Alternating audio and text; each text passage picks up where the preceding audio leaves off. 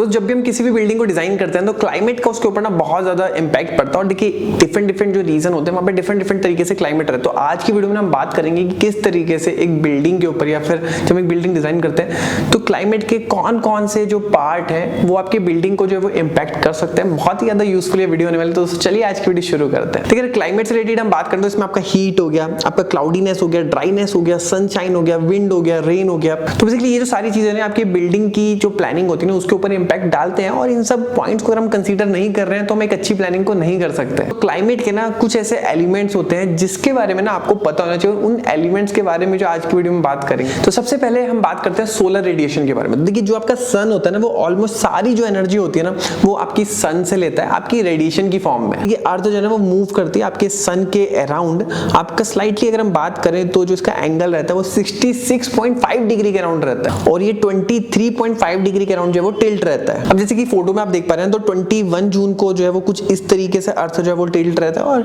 21 दिसंबर को कुछ इस तरीके से जो अर्थ जो है वो टिल्ट रहता है टुवर्ड द सन। और जो भी एरिया फिर जो भी घर जो प्लान करे जाते हैं और जो अर्थ की जो इक्वेटर होती है उसके आसपास रहते हैं ना तो उसमें जो है through out the year temperature में कोई बहुत ज्यादा वेरिएशन जो है वो देखने के लिए नहीं मिलता है। तो इसलिए आपने देखा होगा कि देखिए हम इंडिया में बात करें तो काफी सारे, अब जैसे बेंगलोर की अगर हम बात करें तो ऑलमोस्ट वहां पर जो टेम्परेचर है उसमें कुछ खास वेरिएशन आपको देखने के लिए मिलता नहीं है थ्रू आउट। अगर हम पूरे 12 महीने की अगर हम बात करें और यही अगर हम चले नॉर्थ की साइड में, अगर हम फॉर एग्जांपल मैं अपने एरिया के बारे में बात करूं उत्तराखंड की या फिर जैसे मैं हरिद्वार में रहता हूं तो प्लेन एरिया तो यहाँ पर गर्मियों का टेम्परेचर जो है 44 डिग्री तक भी चला जाता है। और यही अगर मैं सर्दियों के बारे में बात करूं तो यहाँ पे टेम्परेचर जो है वो 2, 3, 4 डिग्री तक भी चला जाता है। तो इतना जो है वेरिएशन जो है वो देखने के लिए यहाँ पर मिलता है। और ये अगर हम साउथ के बारे में बात करें तो साउथ में भी जो है ऑलमोस्ट जो है वो टेम्परेचर जो है वो ज्यादा जो है वो डिफरेंस पूरे होल आउट द ईयर जो है वो नहीं देखने के लिए मिलता। हालांकि गर्मी पड़ती है टेम्परेचर लेकिन इतना ज्यादा वेरिएशन जो वहां पर देखने के लिए नहीं मिलता। तो ये जो एक पॉइंट है जो कि आपको कंसीडर करना चाहिए कि कौन सा एरिया जो कितनी सोलर रेडिएशन जो है वो झेल रहा है और थ्रू आउट द ईयर कितना जो है डिफरेंस वहां पर जो है वो मिलने वाला है। फिर क्लाइमेट के सेकंड एलिमेंट के बारे में बात करते हैं, इसका नाम है टेम्परेचर। तो देखिए हमें पता है कि पूरा जो हमारा दिन है वो 24 आवर्स का होता है जिसमें कि आपके 12 घंटे जो है वो AM और 12 घंटे PM होते हैं और इसमें डे और नाइट कंप्लीट होता है जिसको मिला के पूरा एक दिन काउंट होता है। और जो आपका मिड डे होता है वहां पर सन जो है वो सबसे मैक्सिमम रहता है और नाइट में जो है वो सन आपका नहीं रहता है। तो बेसिकली दिन के टाइम पे आपकी जो हवा होती है वो ज्यादा गर्म मिलेगी, मतलब कि मिड डे के टाइम पे आपकी जो एयर होती है वो बहुत ज्यादा हीटेड होती है। तो इसलिए डे का टेम्परेचर जो आपको ज्यादा मिलेगा अगर हम उसको कंपेयर करेंगे नाइट के टेम्परेचर, जो कि बहुत ही कॉमन सी बात। और इसी के साथ साथ आपका जो टेम्परेचर है ना वो वेरी भी कर सकता है कि आपका वहां पे कितना वेजिटेशन है, आसपास कोई बहुत घना जंगल तो नहीं है या फिर कोई वाटर बॉडी तो नहीं है। इसलिए हम देखोगे राजस्थान में जो बहुत पुराने जो महल बनाए जाते हैं तो वहां पर ना वाटर बॉडीज क्रिएट करी जाती थी जिससे कि वहां पे जो टेम्परेचर है वो थोड़ा सा मेंटेन रहे, अच्छा रहे, क्योंकि राजस्थान में गर्मी बहुत ज्यादा जो पड़ती थी। तो इसलिए जो भी डिजाइनर होता है उसका कर्तव्य बनता है कि उसको जो आपका डे और नाइट का जो वेरिएशन है आपका टेम्परेचर का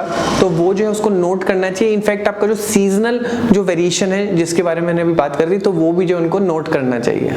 फिर थर्ड एलिमेंट के बारे में बात करते हैं जिसका नाम है ह्यूमिडिटी। तो ह्यूमिडिटी को भी मेजर करना जो बहुत ज्यादा जरूरी है। लेकिन बात करते हैं कि ह्यूमिडिटी एक्चुअल में होती क्या है। तो देखिए आपका एटमॉस्फेयर में कितना परसेंटेज ऑफ वाटर वेपर है तो इसी को ही जो हम ह्यूमिडिटी बोलते हैं। तो इसका एक फॉर्मूला है सिंपल सा, जैसे कि स्क्रीन पे आप देख रहे हैं। तो आपका ह्यूमिडिटी का फॉर्मूला है कि एक्चुअल अमाउंट ऑफ मॉइस्चर को जो है आप डिवाइड कर दीजिए saturated water vapour at that temperature और उसको सिंपली जो है 100 से मल्टीप्लाई कर दीजिए तो ह्यूमिडिटी की जो वैल्यू है वो आपको मिल जाएगी। ह्यूमिडिटी को ना आप वेट और ड्राई बल्ब हाइड्रोमीटर से जो आप मेजर कर सकते हो और ये बेसिकली एक इंस्ट्रूमेंट होता है जिसका लिंक मैंने आपको ऑलरेडी डिस्क्रिप्शन में दे दिया। आप वहां पर जाकर के भी इस इंस्ट्रूमेंट को चेक कर सकते हैं। और बेसिकली ह्यूमिडिटी की जो वैल्यू होती है वो अर्ली मॉर्निंग में थोड़ी सी ज्यादा रहती है कंपेयर टू हम बात करें अगर मिड डे से। तो और यही ह्यूमिडिटी वैल्यू जो है वो पूरे 12 महीने में भी अगर आप देखेंगे तो 12 महीने में भी जो है डिफरेंट जो वेरी कर सकती है, जिसके बारे में आपको जो है कैलकुलेशन जो है वो अपनी मेंटेन रखनी चाहिए। फिर हम बात करते हैं फोर्थ एलिमेंट के बारे में जो कि है विंड।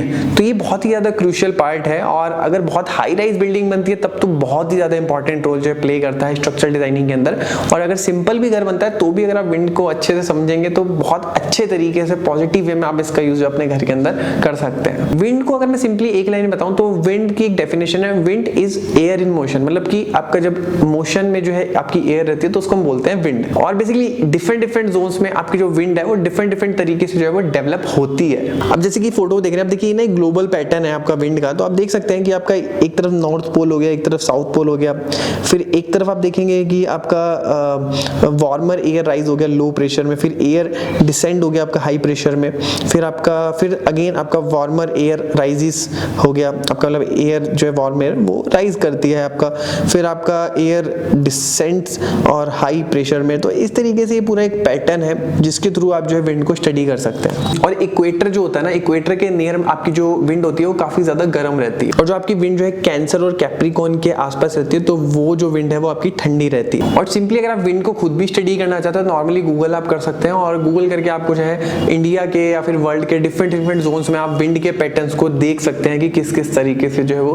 विंड फ्लो करती है। और इस तरीके से आप पूरे ग्राफ को पूरे 12 महीने के लिए भी जो है आप देख सकते हैं और उसकी स्टडी कर सकते हैं। और सिंपली अगर आपकी जो बिल्डिंग की जो हाइट है ना वो अगर 10 मीटर से ऊपर जा रही है तो 10 मीटर से नॉर्मल अगर एरिया में अगर 10 मीटर से ऊपर जाए तो डेफिनेटली आपको विंड की जो वेलोसिटीज है, मतलब विंड की क्या स्पीड आने वाली है, तो वो जो है आपको डेफिनेटली उसको कैलकुलेट जरूर करना चाहिए बिल्डिंग के ऊपर। और सेकेंडली अगर बहुत ज्यादा विंड प्रोन एरिया में आपकी बिल्डिंग आ रही है तो भी जो आपको विंड को जो है वो मेजर करना चाहिए कि किस तरीके से जो है वो रिएक्ट करेगी। और यही अगर मैं बात करूँ, जैसे आप देखेंगे बहुत बड़े बड़े स्काई स्क्रैपर बनते हैं, जैसे दुबई में आपके बुर्ज खलीफा हो गया, या फिर जितने भी बड़े बड़े वहां पर जो है आपकी बिल्डिंग बनी हुई है, तो उसके लिए जो है डेफिनेटली विंड को बिना स्टडी करे जो है इस तरीके की बिल्डिंग नहीं बनती है। और 1806 में बियोफोर्ट ने एक स्केल डेवलप किया था जो कि विंड के इफेक्ट को जो है वो ऑब्जर्व करता है। और देखिए बियोफोर्ट विंड स्केल एक तरफ है जिसकी जो वैल्यू है वो 0 से लेकर के 12 तक की जो है रहती है, और इसमें डिफरेंट तरीके से जो ऑब्जर्व किया जाता है इफेक्ट को। जैसे अगर हम बात करें फॉर एग्जांपल आप 5 नंबर पे देखिए तो strong wind, booming noise, large branches move, तो विंड की स्पीड जो है इसमें 9.8 मीटर पर सेकंड होती है। तो इस तरीके से आप जो है इसका स्क्रीनशॉट भी ले सकते हैं, और ये जो बियोफोर्ट का जो विंड स्केल है इसको आप आराम से रीड कर सकते हैं। तो इस तरीके से जो है इस स्केल पे जो है मेजर किया जाता है आपका विंड को। फिर बात करते हैं क्लाइमेट के 5th एलिमेंट के बारे में जिसका नाम है प्रेसिपिटेशन। और प्रेसिपिटेशन के अंदर आपका रेन हो गया, आपका स्नो हो गया, आपका ड्यू हो गया, आपका फ्रॉस्ट हो गया। तो ये जो सारी चीजें ये आपकी प्रेसिपिटेशन के अंडर जो आती है, तो इसका भी जो है आपको पैटर्न नोट करना चाहिए during the day, during the month, या फिर आपका ड्यूरिंग द ईयर। और ड्राई सीजन और वेट सीजन में किस तरीके से जो है ये काम कर रही है, तो इसके ऊपर आपको जो है वो डेफिनेटली स्टडी करना चाहिए। अब बात ये है कि इसको स्टडी करना क्यों चाहिए। तो देखिए अगर आपकी बारिश बहुत ज्यादा आती है तो पानी के फ्लो को किस तरीके से आप जो है वो डाइवर्ट करेंगे, किस तरीके से लेकर के जाएंगे, तो ये एक पॉइंट हो गया। फिर सेकंड हम बात करें, मान लिया स्नो बहुत ज्यादा अगर मान लिया पड़ रही है तो आपको रूफ जो है वहां पर जो है वो फ्लैट रूफ नहीं देनी है, आपको वहां पे स्लोपी रूफ देनी है। तो इस तरीके के बहुत सारे पॉइंट्स जो है जो आपको कंसीडर करने पड़ते हैं, जो कि उनमें से एक पॉइंट है जो कि क्लाइमेट से रिलेटेड काफी जरूरी है। फिर 6th एलिमेंट के बारे में बात करते हैं। इसमें ना कुछ स्पेशल कंडीशंस आ जाती हैं, हालांकि हर जगह जो ये कंडीशन नहीं आती, लेकिन आपका हेल हो गया, आपका थंडर स्टॉर्म हो गया, आपका टोर्नेडोज हो गया, आपका हरिकेन हो गया, आपका डस्ट स्टॉर्म हो गया, आपके अर्थक्वेक हो गए। तो इस तरीके के फैक्टर्स को भी जो है स्टडी जो है वो किया जाता है। अब दोस्तों हम बात करते हैं डिफरेंट क्लाइमेट जोन्स के बारे में। तो जनरली 4 टाइप के क्लाइमेट जोन जो है आपको देखने के लिए मिलेंगे। इसमें आपका वार्म ह्यूमिड जोन हो गया, आपका हॉट ड्राई जोन हो गया, आपका कंपोजिट जोन हो गया, कोल्ड जोन हो गया। तो बेसिकली ये जो मैंने आपको चारों क्लाइमेट जोन बताया ना, तो एक एक करके इन चारों क्लाइमेट जोन्स के बारे में हम जो है वो थोड़ा जानते हैं। तो सबसे पहले हम बात करते हैं वार्म ह्यूमिड जोन के बारे में। तो इसमें आपका जो इक्वेटर और जो लैटिट्यूड होता है उसके बीच में 15 डिग्री के आसपास जो है वो रहता है। और आपका इस जोन में आपका जो सीजनल जो वेरिएशन होता है वो ऑलमोस्ट से जो है वो ना के बराबर ही होता है। मतलब बात करें अगर डे टाइम के टेम्परेचर जो है 25 से 35 डिग्री के बीच में रहता है, और जो नाइट का जो टेम्परेचर है वो 14 से 24 डिग्री के बीच में रहता है। और ह्यूमिडिटी के बारे में बात करें तो 50 से 100% के बीच में रहती है। इन एरियाज में जो रेनफॉल होती है वो बहुत ज्यादा हैवी होती है, और मतलब शॉर्ट ड्यूरेशन में बहुत हैवी रेनफॉल यहाँ पर हो जाती है। रेन जो यहाँ पे हॉरिजॉन्टल रहती है, और सोलर रेडिएशन भी जो है वो काफी स्ट्रॉन्ग रहती है। तो यहाँ पे जो बेसिकली जो विंड का जो ब्लो रहता है वो 6 to 7 मीटर पर सेकंड रहता है। और ऐसे एरियाज में ट्रॉपिकल साइक्लोन्स जो है वो आने का चांस रहता है, जिनकी वेलोसिटी लगभग 45 से 73 मीटर पर सेकंड जो है वो रहती है। बहुत ही कॉमन जो है वो जनरली ये स्पीड रहती है। और ये जो वार्म ह्यूमिड जोन्स होते हैं ना, इसमें आपकी रस्टिंग हो गई, आपके मेटल हो गई, आपकी वुड की रोटिंग हो गई, तो ये काफी कॉमन रहती है। और फंगस ग्रोथ और जो मॉस्किटोज की जो ग्रोथ होती है बहुत तेजी से होती है। अब जैसे मैंने बताया कि ऐसे एरियाज में जो ह्यूमिडिटी होती है वो बहुत ज्यादा रहती है। तो अब बात करते हैं कि किन किन चीजों का जो ध्यान रखना चाहिए ऐसे एरियाज में प्लानिंग को डिजाइन करने से पहले। तो इसमें सबसे पहले तो आपका जो नेचुरल जो एयर का जो फ्लो रहता है उसका आपको ध्यान रखना चाहिए। और इसमें जो है आपके जो डीटैच्ड हाउस होते हैं ना, मतलब आपके जो घर होते हैं तो आपका एक से एक मिला करके ना लगा करके बनाने के बजाय आपका बीच में ना आपको गैप छोड़ते हुए जो है घर बनाने चाहिए। फिर ऐसे एरियाज में जो सीलिंग की जो हाइट आपको ज्यादा रखनी पड़ती है, वहां पर यहाँ पे वेरांडाज और जो बैल्कनी अगर आप बनाएंगे तो बहुत अच्छा रहेगा। और विंडोज को जितना बड़ा से बड़ा हो आपको देने की कोशिश करनी चाहिए। और सन से जो है वो बचाने के लिए आप वेदर प्रूफ कोर्स का यूज कर सकते हैं। आपकी रूफ्स जो होती है ना, आपकी काफी थिक वॉल जो वहां पर प्रोवाइड कर सकते हैं, जिससे कि आपको कंफर्ट वहां पर मिले। और जो सनशेड होते हैं उसको जितना हो सकता है आपको चौड़ा देना चाहिए, जिससे कि आपका सन का जो इम्पैक्ट है वो आपके घर के अंदर जो वो ना पड़े।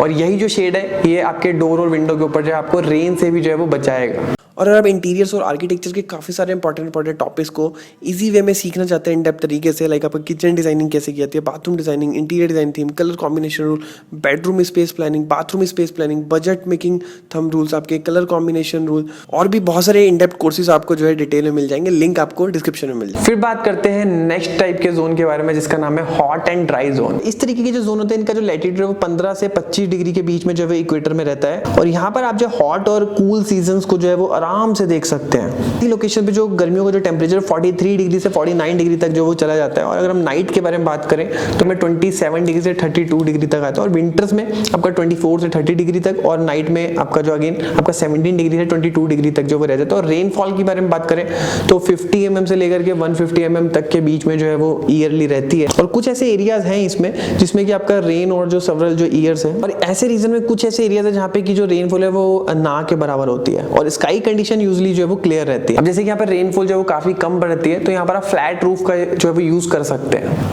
और ईस्ट और जो वेस्ट की विंडो होती है ना, वहां पर आपको स्मॉल विंडो प्रोवाइड करनी है। और जो ग्लेज जो विंडो है वो आप नॉर्थ की साइड में जो आप प्रोवाइड कर सकते हैं, जिससे कि डिफ्यूज लाइट जो है आपके घर में मिले आपको। और वेस्ट वॉल जो है आपको प्रोटेक्ट करती है रेन से, जिसमें कि आपको जो है जो प्लास्टर है वो थोड़ा सा थिक प्लास्टर जो है वो करना चाहिए। और अगर आप कैविटी वॉल को बनाते हैं डेफिनेटली तो ये तो बहुत ही अच्छी बात है। और आपके घर में ना काफी सारे रूम्स होते हैं जिसकी ऑक्यूपेंसी जो है वो काफी कम रहती है, जिसमें कि आपकी स्टोर हो गए, आपकी टॉयलेट हो गई, किचन हो गए, स्टेयर केस हो गई, तो इनको जो है आपको वेस्ट साइड में जो है वो रखना चाहिए, जिससे कि आपका घर जो है वो हीटअप भी ना हो और जो बारिश वगैरह है उससे भी जो है वो प्रोटेक्ट रहे, और आपका घर पे इस तरीके से कोई भी इंपैक्ट जो है वो ना पड़े। अब दोस्तों बात करते हैं थर्ड टाइप के जोन के बारे में, इसका नाम है कंपोजिट जोन। जैसे कि आपको नाम से पता चल रहा होगा ना, तो ये कुछ ऐसे जोन होते हैं जैसे दिल्ली जैसे एरियाज हो गए। अब यहाँ पर क्या है कि आपका ठंड भी बेहिसाब पड़ती है और गर्मी भी बेहिसाब पड़ती है। तो ऐसे एरियाज जो है आपके कैंसर और कैप्रिकॉर्न के जो है वो आसपास रहते हैं। और टेम्परेचर जो है इनका जैसे मैंने बताया 40 डिग्री तक भी चला जाता है गर्मियों में, और विंटर्स में 4 डिग्री तक जो यहाँ पर पहुंच जाता है। और बेसिकली जो मेरा जो एरिया रहने का हरिद्वार, तो ये भी जो कंपोजिट जोन के अंदर ही जो है वो आता है। और यहाँ पे जो ह्यूमिडिटी होती है वो 20 से 55% के बीच में रहती है, और वेट पीरियड्स में 55 से 95 के बीच में रहती है। और एनुअल जो रेनफॉल है वो आपका 500 mm से 1300 mm तक जो है वो रह सकती है। और स्काई जो है वो डल रहता है ड्यूरिंग द मॉनसून, और विंटर्स में क्लियर रहता है। और हवा जो है वो गर्म रहती है समर्स में, और मॉनसून में जो है वो हवा चलती है फेयरली स्ट्रांगली स्टेडी हवा। और बेसिकली कंपोजिट जोन में ना आप हर तरीके के घर को जो है वो आराम से बना सकते हैं। और इस तरीके के एरिया में आप सब तरीके के घर को बना सकते हैं, जैसे कि आपका डिटैच्ड हाउस हो गए, आपके रो हाउसेज हो गए, मल्टी स्टोरी बिल्डिंग्स हो गई, स्काई स्क्रैपर्स हो गए।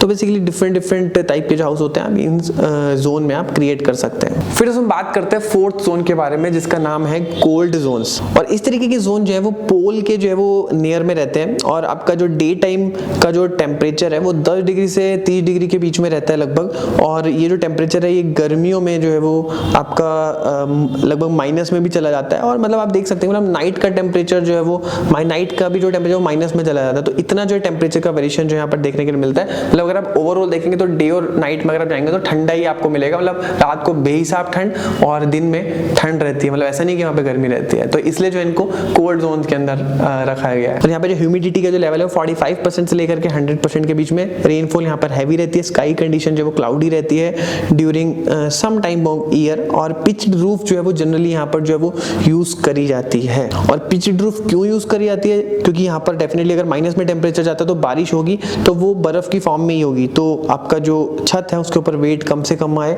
और आपका जो भी बर्फ है वो इजीली जो है वो वहां से निकल जाए। और फ्लोरिंग के लिए यहाँ पर जो है वो लकड़ी का यूज करा जाता है ताकि जो है वो गर्म रहे आपका घर। और बेसिकली ऐसे एरिया में जो बिल्डिंग्स को जब ओरिएंटेशन रखते हैं तो इस तरीके से आपको रखना पड़ता है कि सनरेज का जो फायदा है वो मैक्सिमम से मैक्सिमम जो घरों में मिले। और यहाँ पर अगर आप कैविटी वॉल बनाते हैं तो इसका भी जो आपको बेनिफिट जो है वो मिलता है। और ऐसे एरियाज में जो विंडो बनाई जाती है उनकी जो हाइट है वो काफी कम रखी जाती है। आपने देखा भी होगा, आप अगर ठंडे एरियाज में अगर गए होंगे या फिर आपने कभी नोटिस किया होगा कि यहाँ पर जो आपकी जो आपकी विंडो होती है ना वो ईस्ट या वेस्ट में जनरली दी जाती है। और आपकी काफी छोटी विंडोज जो यहाँ पर दी जाती है जिससे कि हवा जो है वो बहुत ज्यादा ना, और आपका जो घर है वो उसकी जो हीटिंग है ना वो मेंटेन रहे और ठंडा ना हो बेसिकली आपका घर। तो फिर हम बात करते हैं कंफर्टेबल क्लाइमेट के बारे में। तो देखिए कंफर्टेबल क्लाइमेट की ना आपकी कुछ कंडीशंस हैं, अगर वो कंडीशन जो है वो फुलफिल हो रही है तो हम कह सकते हैं कि वहां का जो क्लाइमेट है बहुत ज्यादा रिलैक्सिंग और कंफर्टेबल है। तो यहाँ पर जो टेम्परेचर आपको 18 से 28 डिग्री मिलेगा, ह्यूमिडिटी आपका 15 से 70% के बीच में मिलेगी, और यहाँ पर हवा जो होती है वो ना बहुत ज्यादा विंडी होती है और ना बहुत ज्यादा चिल होती है। और जनरली यहाँ पे जो ब्रीज वेलोसिटी आपको देखने को मिलेगी मतलब 0.3 से 0.5 मीटर पर सेकंड के बीच में, और वेलोसिटी जो है अगर 1.5 मीटर पर सेकंड से अगर ज्यादा होती है तो ये अनकंफर्टेबल हो जाती है। अब दोस्तों लास्ट में ना जो आपकी जो डिफरेंट जो डायरेक्शंस होती है ना उसके ना कुछ कैरेक्टर्स होते हैं, तो आपको उन डायरेक्शंस के क्या क्या कैरेक्टरिस्टिक्स होते हैं तो उसके बारे में अगर आपको समझ में आ गया फिर पता चल गया तो बहुत अच्छे से जो है आप चीजों को प्लान कर सकते हैं। तो इसमें सबसे पहले हम बात करते हैं नॉर्थ डायरेक्शन के बारे में। तो देखिए नॉर्थ डायरेक्शन जो है एक ऐसी डायरेक्शन जहाँ पे डायरेक्टली सनरे नहीं पड़ती है, और ये जो डायरेक्शन है काफी कूल रहती है और यहाँ पर लेस लाइट जो है आपको जनरली मिलती है। तो यहाँ पर अगर आप धूप के लिए अगर आप सनशेड लगा रहे हैं तो अब नहीं भी लगाएंगे तो कोई दिक्कत नहीं चलेगा, लेकिन आपकी जो रेन होती है वो अगर ज्यादा पड़ती है तो आपको लगाना पड़ेगा सनशेड। जैसे कि मैंने बताया कि आपकी जो नॉर्थ डायरेक्शन होती है वो आपकी काफी कूल रहती है, यहाँ पे कम रोशनी आपको मिलती है। तो यहाँ पर ना आप पूजा रूम बना सकते हैं, आप स्टोर रूम बना सकते हैं, गेस्ट रूम बना सकते हैं, जो कि काफी अच्छा रहेगा। और यही तो चीजें आपका वास्तु भी जो है आपको बोलता है कि आपको नॉर्थ में बनानी चाहिए। तो देखिए यहाँ पर देखिए दोनों चीजें जो है आपस में कैसे रिलेट कर रही हैं। फिर नेक्स्ट हम बात करते हैं नॉर्थ ईस्ट डायरेक्शन के बारे में। तो अगेन नॉर्थ ईस्ट डायरेक्शन में भी जो है आपको डिफ्यूज्ड सनराइज जो है आपको उसकी लाइट देखने के लिए मिलेगी।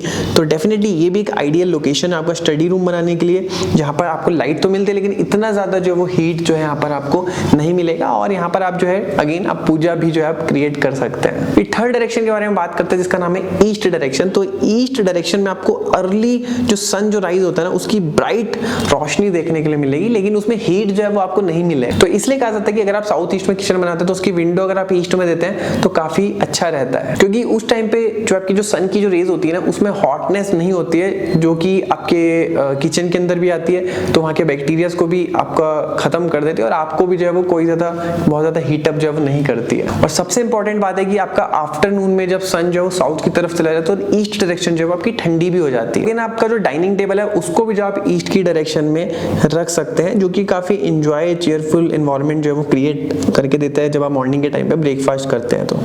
और अगर आप चिल्ड्रंस का बेडरूम भी अगर आप ईस्ट की डायरेक्शन में देते हैं तो ये भी वास्तु के हिसाब से भी काफी अच्छा है। और क्या है कि जो बच्चे होते हैं उनको जल्दी उठने की आदत पड़ जाती है, क्योंकि मॉर्निंग के टाइम पे जब सन जो राइज होता है तो वहाँ पे जो रोशनी है उनके बेडरूम में आती है, जिससे कि उनको जो है वो जगा देती है। फिर हम बात करते हैं साउथ डायरेक्शन के बारे में। तो देखिए साउथ एक ऐसी डायरेक्शन जो कि मैक्सिमम सोलर एनर्जी जो है वो रिसीव करती है आपकी बिल्डिंग की।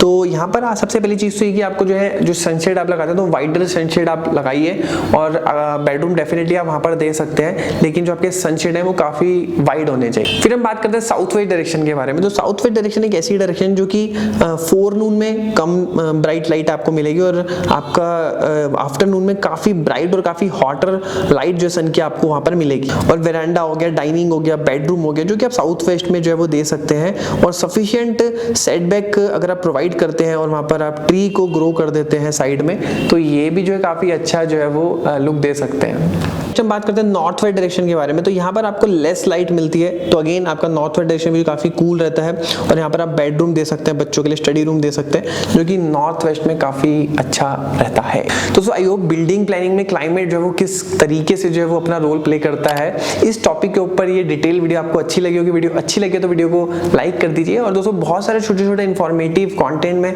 इंस्टाग्राम पे भी जो है वो रेगुलरली डालता रहता है, तो वहां पर जाकर के भी फॉलो कर सकते हैं। मिलते हैं नेक्स्ट की वीडियो में, तब तक के लिए जय हिंद, वंदे मातरम।